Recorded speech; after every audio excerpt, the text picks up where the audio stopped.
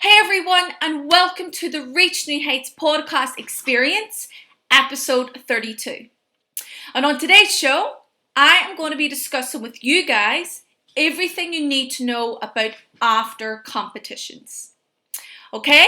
So guys, like my last dance episode, we were actually speaking about observing your competition, right? And you guys were getting ready and think the next day or two for the Great Britons. Now the Great Britons are over, I'm just going to go off the recent major championship, okay? So, I feel, guys, that no matter what, every time you go and do a dance competition, you should be writing down, your improvements or what went wrong on stage, what way did the competition feel like, the atmosphere, what way was the stage, conditions, whatever it may be. You should be making notes and making sure you're progressing after each competition. Now, that doesn't matter if it's a local competition down the street or if it's a major competition. Okay, guys? So, what I feel is the first thing you must do is take in your result, whether that's good or bad. Okay? I feel that no matter if you achieve a great result at the competition, you grow, you learn from that, and then you see who was beating you before or who is maybe two below your main result. If it's a bad result, I feel like you still need to accept what has just happened because it builds you as a dancer, as a performer, as an athlete. We all have to go through these ups and downs with a bad mark or a great mark, whatever the result may be. But the meaningful thing is when you take it in, you accept it, and then you learn from it. We all learn from results. Now, with me in my progression as a young dancer right up, I always made sure that after a competition, I wrote down what my result was, whether it was good or bad. And then beside, for example, let's focus on the bad result. Beside the bad result, I wrote down personally where I think I went wrong. I either messed up my steps, or I maybe forgot certain beats, or I missed front clicks, or maybe I was on stage with dancers that were constantly in front of me, so I wasn't being seen. I feel like the good thing was I always knew what went wrong when it wasn't my full excellent performance. So I accepted the bad result and then I made sure to try my best to avoid that for the next competition. But then again, dancers, you do have sometimes get bad results, okay? But actually you're just struck into what went wrong. Sometimes it's happened to me with me and my teachers when I've performed 3 amazing strong rounds. They're delighted with it, I'm delighted with it, and I just don't get the result on that day. And sometimes judges prefer certain styles or certain looks, and maybe it could come down to that, last bit of marks between the first and second place on what they prefer. And that's okay, because being a dancer, you do want to attract every judge to you so that you can have the overall look, the overall performance. You can look elegant, you can still be powerful and sharp, you can get great height. You want to be the overall package at the end of the day so that you're so far ahead. Now, with great results, again, guys, what I recommend is get your little notepad where all you're observing and stuff is inside, and then write down the section on the good results. So, for example, just say your goal was to recall, and you recalled, and then you got 30th, you got an excellent place, for example, okay? So you're writing down, number 1, I just achieved my goal of a result. Like, well done to you. Like, you should be so proud of yourself.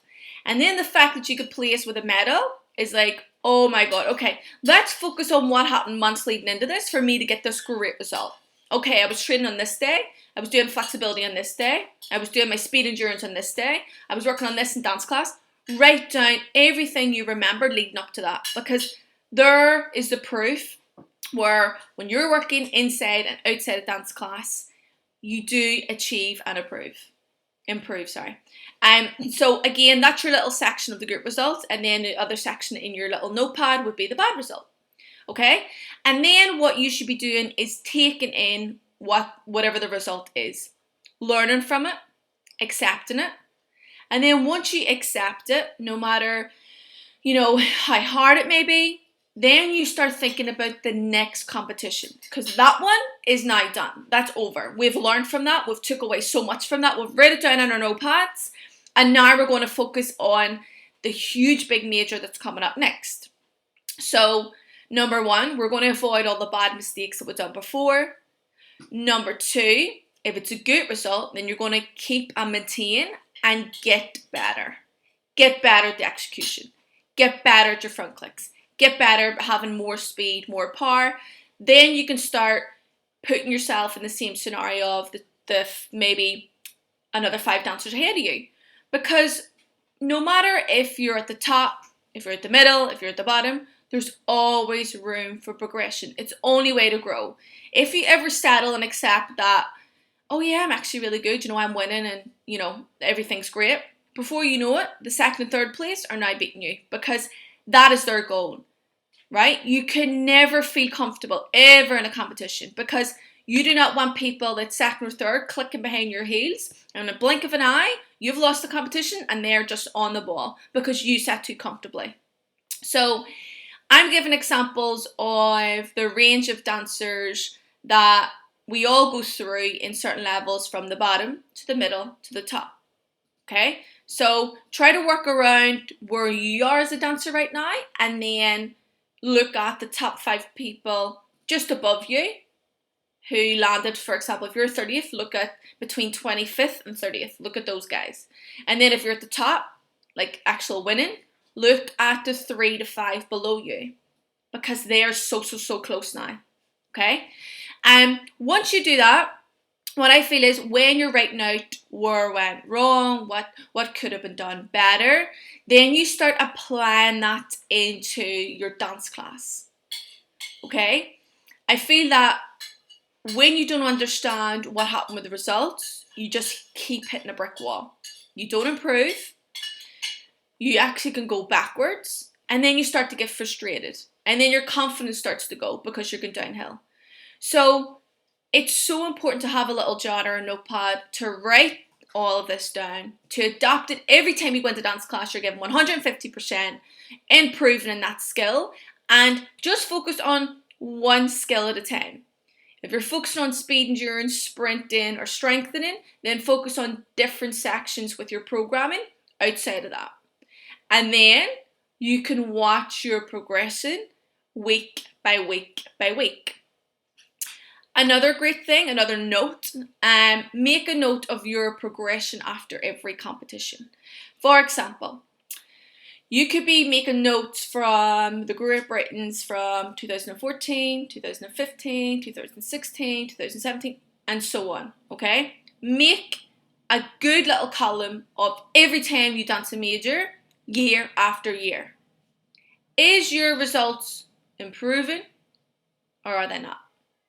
And in actual fact, as an athlete, when you're training smart and when you're training correct for Irish dance, they should always be improving. You should never be going backwards. You should always have a plan and always monitoring, okay, so when I was testing my height, I was jumping this much. And in week 2, my height is now increased in this much. Because with me as a dancer, I had a full record to look back on when my speed was increasing, when my speed endurance was increasing, when my power was increasing. So I already knew that I was improving every single week leading into any competition, because I had it all sorted and I was training correctly. It is very difficult, guys, when you're writing down what went wrong in a competition if you really don't know. Like I said before, you do have to put it down to the last bit of style or what the judge may prefer. If it's really close marks, then you know as well then they prefer that style of dancer or that look and so on.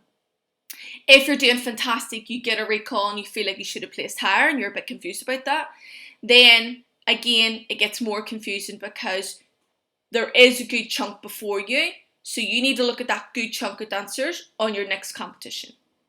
And then keep an eye on that so that you know where you're going wrong, because a lot of dancers that I normally take for privates or one-on-one lessons, a lot of dancers don't actually know where they're going wrong. They don't understand what they're not getting. So when I look at them and say, okay, so you know every time you land, your back foot's going straight? And they're like, wait, what? And I'm like, whoa, that's one of the basics we need. We need turned out feet. So no straight feet. Like, this is number one. If a judge sees that, they're going to mark you down, and so on. So you have to understand, you get a result based on your performance in that day. And it's really great, guys, that, a lot of the big major competitions, we do have rotation panel, which means every single round has to be unreal, because this is a fresh pair of eyes every time you're up on that stage. It's like doing a brand new dance, again, a brand new dance. And it's great because we get so many different judges, so many different styles, different backgrounds, whatever it may be, and they're excited to watch all the competition based on what they're seeing in that performance. So I think that was a really, really great way going forward regarding results, guys. I hope that you guys had a great Great Britain's. I hope that a lot of you dancers that went last year improved even more this year. And if you didn't, don't worry, it's not the end of the world. Remember what I said at the start of the podcast? You write down where you feel you went wrong, okay? And you learn from it.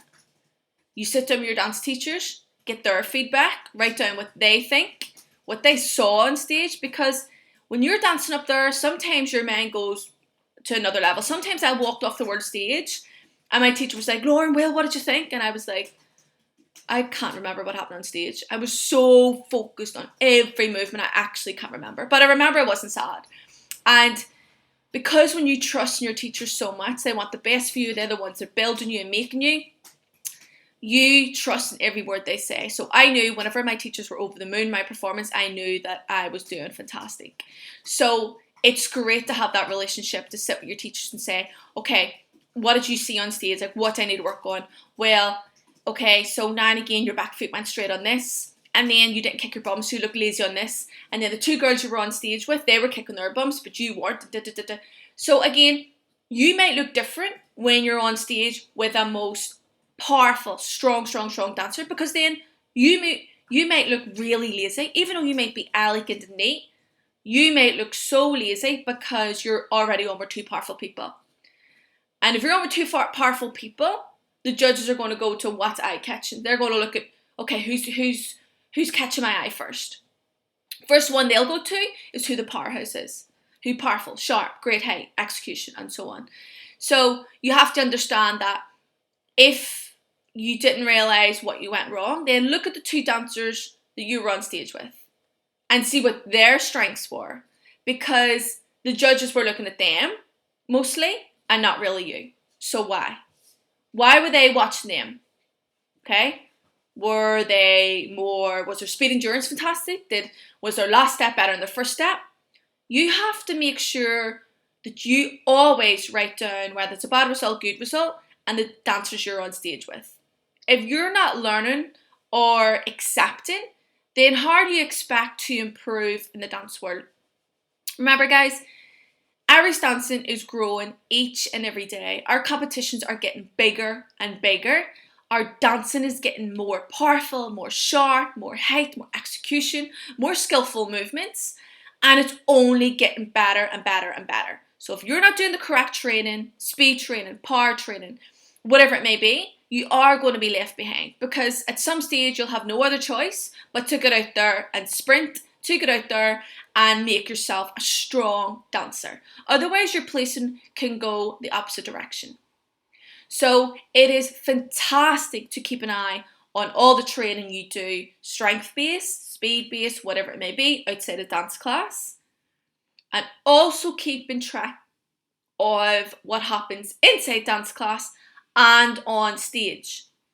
Because a lot of us sometimes can dance excellent in dance class, and then once we get our dress on, our wig on, we step on stage with lights, it's like, okay, what's happening here?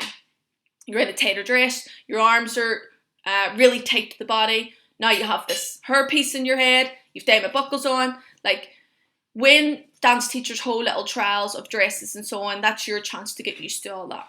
And again, nerves come in. So a lot of people get on stage and think differently, when in fact you should be getting on stage only focusing on you and your dance teachers and blanking out everyone else in that audience, because you've trained too hard to knock it up on stage and perform like you've just done all those weeks in dance class. So write down what you feel every time you step on stage. How did you feel getting on stage the Great Britons? Was the feeling different from the last time you were at a major? Did you feel like you didn't walk on as confident as the other two girls on stage? Write down everything you felt, everything you saw walking on stage, and how you felt after each performance. You know, if you really focus on each step, as in lead, middle step, last step, it'll be good to section that way. If you're the type of dancer when you're at a major and sometimes just actually don't know what happened on stage, because that did happen to me a few times because I was so focused, then ask someone you trust, your dance teachers. Sit with them and get down all your corrections. Where things can improve. Where they felt that you were going to get marked down on. And so on. Okay? Because learning is growing. Okay, you grow, you learn, you become better, you become a better dancer, you become a better athlete, you become a better person because you understand and accept results. So I feel that this was key when I was dancing. I learned so much, especially watching the dancers below me, the dancers above me. And then once I was at the top, I always kept an eye on who was fifth below me, because I had to stay on top. I didn't want no one hitting at my heels, so I knew that I wasn't messing this up to keep ahead. So, guys, I feel that once you do start writing these notes and give yourself, okay, if you're only starting this, give yourself a good full year of repeating the same competition, okay? And then really look back on all the type of training and results, okay? And then if something major pops out on your page that you're really not improving, or you're going so high and so low dramatically, look at the notes, look at your record of speed, stamina, and so on. And then you can actually say, whoa, I know what's happening here. I'm doing this. And when I'm at this week, I'm doing this. I'm not pushing hard when I'm going, and so on. Because once it's in front of you, I feel it's a lot clearer. That's what helped me. When it's in front of my eyes and I'm speaking to the experts, then I have the best tools, right? I have the best team around me, so I'm ready to go again. I'm getting all their advice, I'm correcting everything, and I'm building myself week by week by week. Remember, guys, it can't happen overnight, okay? That's why you need to be smart in accepting results, because, like I said, when I won all my world titles, that didn't happen overnight for me. I was building that from a child right up to the age of 15 and onwards. So yeah, guys, that's the end of today's show. I hope that you can now take on my advice, take it on board. There's no harm in any way to start writing down your notes on the notepad and progressing. Remember, guys, results do need to keep increasing and growing and so on. So I'm delighted for all of you guys that are wanting to educate yourself and wanting to listen to my advice on everything that I went through. I want to say a big thank you. Of course, guys, please subscribe. You can watch this on iTunes, my YouTube channel, and so on. Share it with your friends. Comment in any of the comment boxes below. Let me know if you want me to cover anything else in my next podcast. Okay? Thank you so much, guys, for listening once again. And I cannot wait to see you all on my next dance podcast.